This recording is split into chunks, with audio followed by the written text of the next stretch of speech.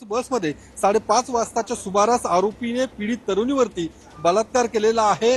MH06 BW0319 असा या बसचा क्रमांक आहे। सोलापूर स्वारगेट ही बस या ठिकाणी लावण्यात आलेली आहे। याच बसमध्ये या आरोपीने या तरुणीला जायला सांगितलं आणि आतमध्ये गेल्यानंतर अंधाराचा फायदा घेत या तरुणीवरती बलात्कार करण्यात आलेला आहे। त्यानंतर आरोपीने या ठिकाणाहून पलायन केलेला आहे आणि अद्यापर्यंत आरोपी हा पोलिसांच्या हाती लागलेला नाहीये। जवळपास 8 पथक 3 डॉग स्क्वॉड ही आरोपीच्या शोधासाठी आता रवाना करण्यात आलेली आहेत आणि या बसची सुद्धा तपासणी पोलिसांकडून केली जाणार आहे। मात्र या स्वारगेट बस स्थानकावरती 24 तास सुरू असणारा हा बस स्थानक आहे। या ठिकाणी प्रचंड अशी वर्दळ असते, पोलीस बंदोबस्त असतो, परिसरामध्ये ठिकठिकाणी CCTV कॅमेरे देखील लावण्यात आलेले आहेत। मात्र असं असताना देखील ही घटना नेमकी घडतेच कशी, हा सुद्धा एक महत्त्वाचा प्रश्न या निमित्ताने उपस्थित केला जात आहे। आणि त्यामुळे आता बस स्थानकातले जे काही कर्मचारी अधिकारी आहेत त्यांच्यावर देखील कारवाई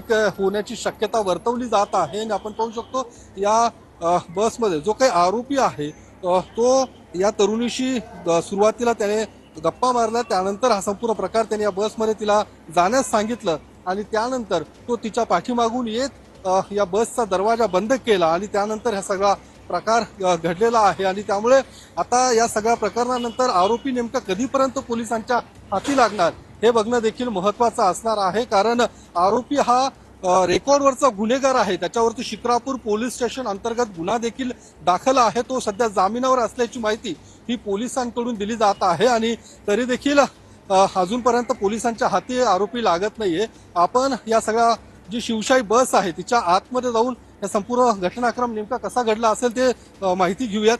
ही शिवशाही बस आहे आणि या बसमध्ये आपण पाहू शकतो पडदे असतात आणि ही पहाटेच्या सुमारास या बसमध्ये पूर्णपणे अंधार असतो आणि याच बसमध्ये या तरुणीला या आरोपीने जाण्यास सांगितलं।